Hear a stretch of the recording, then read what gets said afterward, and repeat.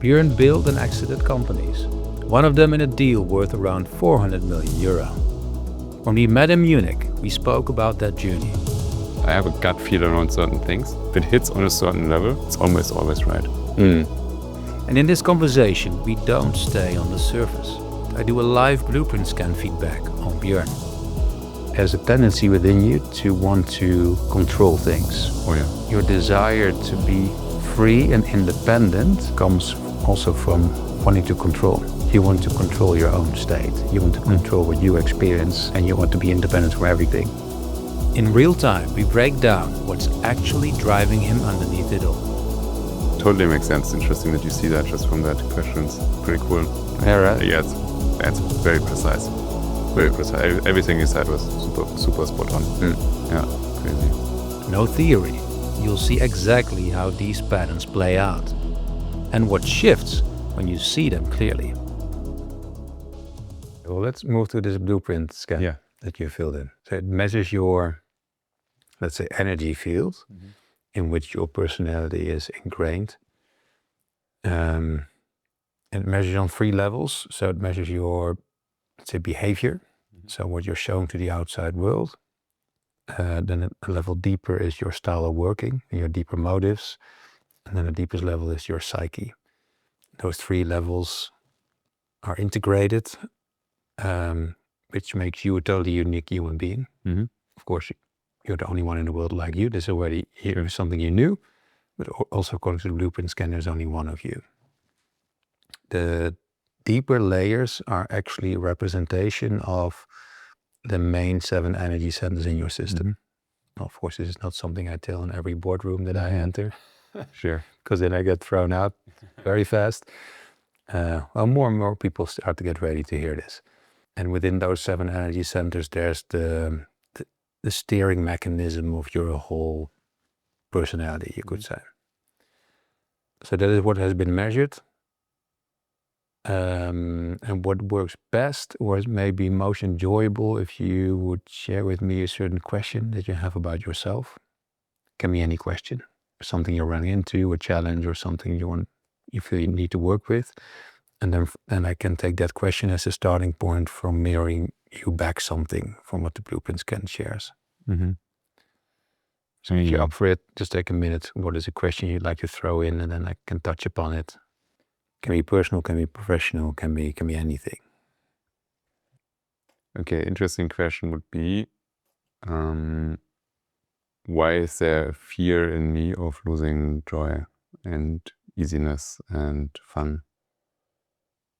Why are you asking this question? Like, it probably because means something has been that I've been experiencing recently, that like, let's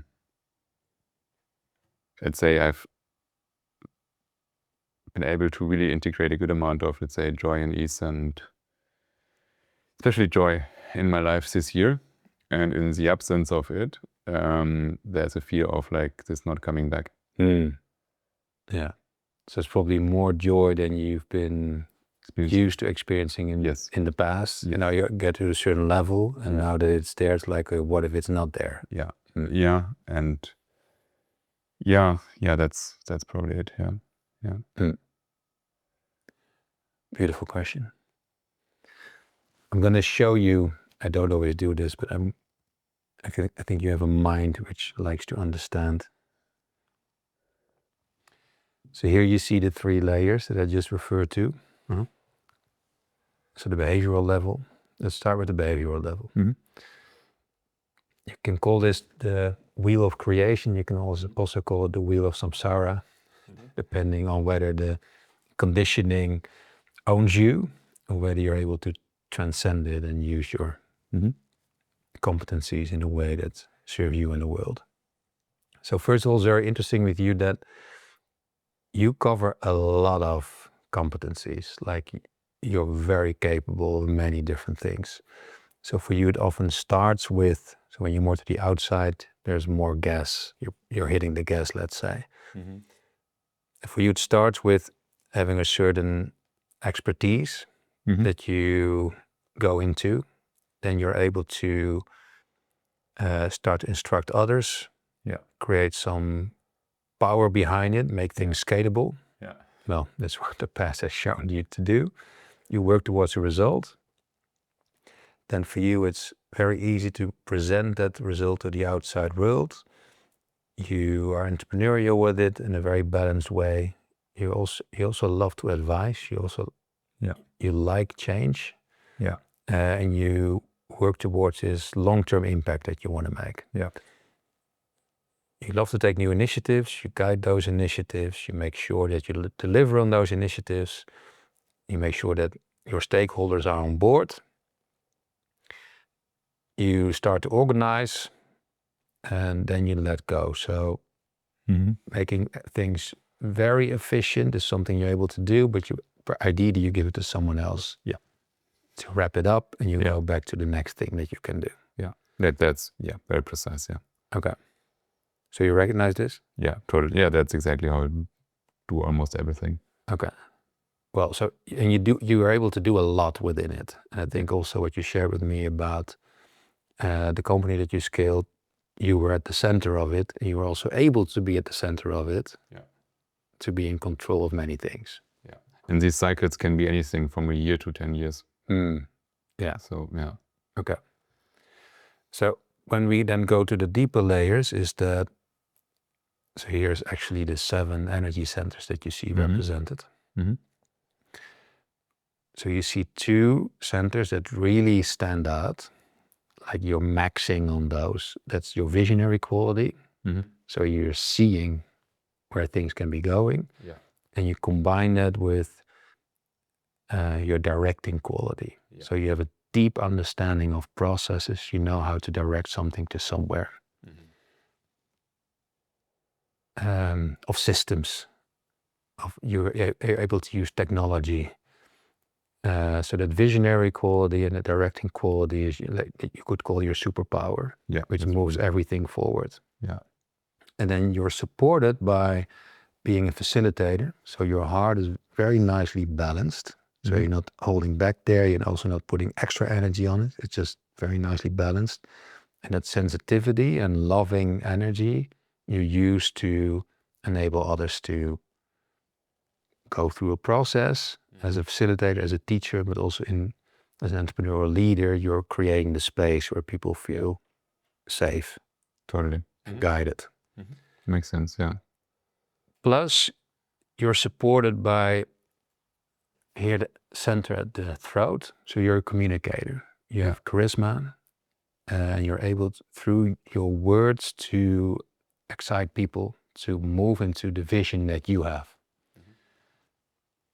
So the visionary quality, you're directing it, people are on board because they can connect to you easily, they trust you easily, and they look into your eyes because they feel it's coming from a good place. And your words even amplify it. So, well, as you can see, there's a lot of power in your whole system, which to me doesn't make it surprising that you've been able to do what you've been doing. You're also holding back on 3 of the centers, of which you see this one here is at the crown. It's also there's always a quality to things, and there can be a downside to things. So, for example, going back to your visionary quality, because you see things so really well, you pay the price of a certain seriousness in your undercurrent. Because you see things really well, you can feel responsible, and then the world can be on your shoulders. Oh yeah, that's a very familiar feeling. Yeah. Like life's been a burden for many years, and that's how was my story around my life. Yeah, and I think this is what you started to experience, that life is serious and not serious at the same time. Yeah. So that you can start to live lighter, and when you start to live lighter, it becomes more easy to feel that joy. Yeah. But in the undercurrent, it's there, and as we are all keep evolving in our awareness, and you specifically because you're bringing a lot of energy to it, the sense of seeing will only deepen. So the sense of responsibility will probably not become less. So that can be a challenge to, stay in that lightness there. But this was an example of how there can also be a downside to something that is an upside. Can I say something crazy? Like I do believe I have the ability to, I mean, obviously with some it's not always accurate, right? But within, let's say, 1 to 3 years, if I not only look at business but expand that a little bit, many things that I see actually happen then. I wouldn't say I can read the future, but I have a gut feel around certain things. It's almost 80% right. Yeah. If it hits on a certain level, it doesn't hit on a certain level, I know it's only 5%. If it hits on a certain level, it's almost always right. Super. And that's how I've built my businesses. I have no fucking idea around my business plans, but I just gut feel based. Yeah, no, I can imagine. And with you, I would make the distinction between there's the seeing and the intuition of the third eye and the feeling and the sensitivity of the heart. And you're combining both there. Yeah. Interesting. So it's a seeing feeling with you, Yeah. which amplifies the knowing. Interesting. So on the center here, you're holding back, so there's less energy on it. The quality that arises there is that while you enter a room or a group of people, an organization, and right away you see where things are not right. Yeah. So right away, boom. Yeah. You don't need a lot of information. Yeah. Just, you see it. Yeah. So there's the quality there, because from there you can start to improve. This is one of the reasons why you've been able to make such a lot of speed in scaling the company. You can go fast. But you do pay a price, because the moment you see things that are not right in the outside world, your whole personality structure doesn't make a difference between the outer and the inner world. So there's in your undercurrent, and you may be aware of it or maybe not, but in the undercurrent there's a limiting belief, and it is the following: it cannot be true that I am okay. Yeah. Because that radar is going inside to where is it not right within myself. Yeah. And this can be holding you back in truly standing for, and your past doesn't show it because of all the level of success you've been having, but truly standing up for what you believe in, to fully stand in your leadership about yourself and others. Like, you do have all of these leadership qualities, but this side of it, there can be something that's holding you back. Right? When you go back, let's say from a psychological perspective, this is often related to a father that wasn't really there. Yeah, totally. He was completely absent. Yeah. Okay. So this is where you're holding back, and also energetically, it would mean to bring yourself into a further state of alignment, to open up that center even more, and that the vertical connection can deepen further. Well, then you see another one which you're holding back here. That's the third center. The majority of the personality software doesn't really change throughout life once you're an adult, so it's ingrained into your system. Well, it doesn't mean you cannot transcend it. Of course, you transcend certain things, but the default mode of it often stays in the undercurrent. Yeah. This is the point that is able to change a bit over time, because it's related also to energy level. So this is fire, and you can still see that you've had some years in the past where you've been releasing energy, you were leaking energy somewhere from your system. And in the undercurrent, that's still somewhere, maybe you don't feel it yourself anymore, but it's still there, that there's less energy than you're probably able to experience. Well, yeah, that's true. Yeah. How do you recognize that? I can't put that in words, but it's also directly correlated to what you said earlier. Around the, standing in my full power. So I am, let's say, way more in it than a year, 2 years, or 3 years ago. And I notice and I feel it, that it's still evolving. And I also believe, like, just this year I've added a very important piece that gets me another step further on the journey, which is the ability to also work with people on a level that is deeper than the mind, which comes through the breathwork training I went through, which was very deep and very long process. So that was something I really strong longing for, like meeting people on something that is beyond just mind concept talking, but like really going into something and experience and holding them in whatever experience they go through. And there was a part of me that was terrified around that. So the training was good for me to go through it. And I left some old parts in that training. So, but that's there. I simply noticed that, I can't put that in words. I simply know that I have way more energy than I even had a year ago. And there's more energy available that will come to me over time. There's still a part that is also still recovering from the past. Yeah. Even though it's like by now almost 3 years, but these 3 years have also been intense. At least 2 of them have been intense. So I just know that, and I don't know where. And I also know that I'm gonna know when these shifts happens, and I notice like there's a shift in my system, and I'm stepping up even a little further. But when you said it, I was like, yeah, I know. I know that. And that's good to hear, like, because that's how it feels. Yeah, but I'm pretty surrendered to it in terms of like I don't want to, let's say, push myself to get to that point. And I'm waiting for it to, let's say, happen while I go my path. And explore. Yeah, I don't know if that makes sense, but that's how. And It does. I've had these reflections, for example, from my Zen master, without, let's say, we just meditating together and he senses it. And again, it's like totally different than 2 years ago, and there's still something to open. Yeah, so yeah, I'm curious when that's going to happen. And Well, now there's the last center here, the first center. You're only holding back a little bit on it. That's also where your rebelliousness is coming from. Yeah. To do things differently.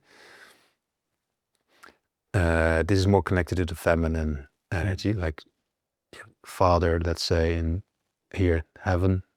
Mother is earth. This does indicate that life hasn't always felt safe. Yeah. Somewhere in childhood. Yeah. Definitely didn't.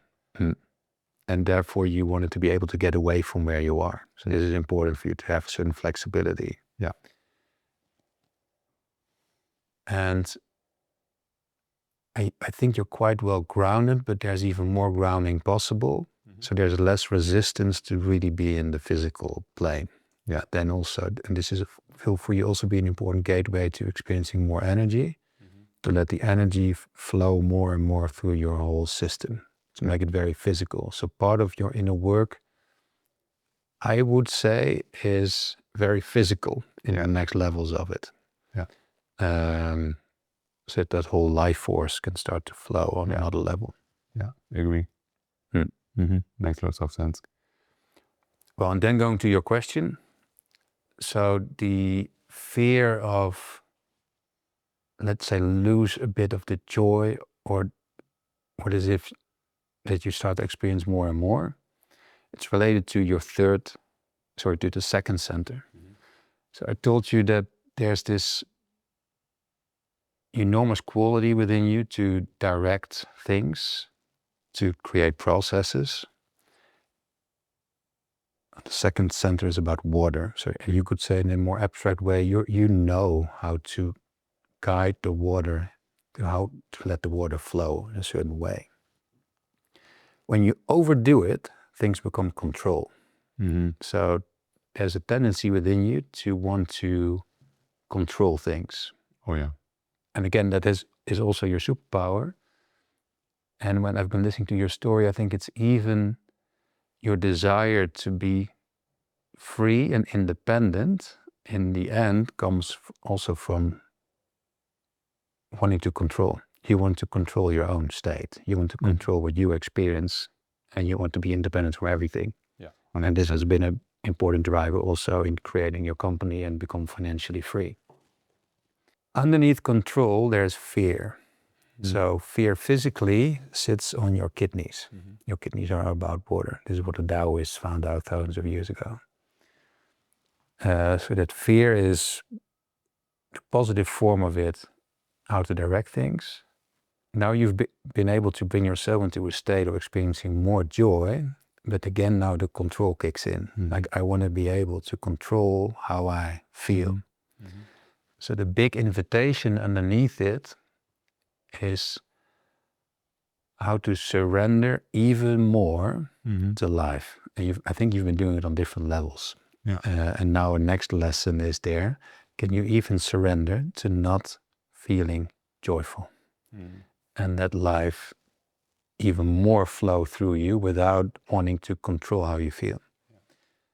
And I don't have to tell you, you know all of this, that the life lessons that you experience also are coming from not feeling joyful, or just feeling shitty. And if that's what's needed to bring you to the next level, that is what's needed.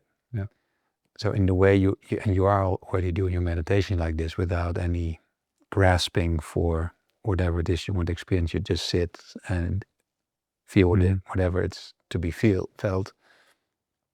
Can you even bring that to the next level in your life when it comes to not grasping joy? Of course, you can have the intention to feel joyful, but not.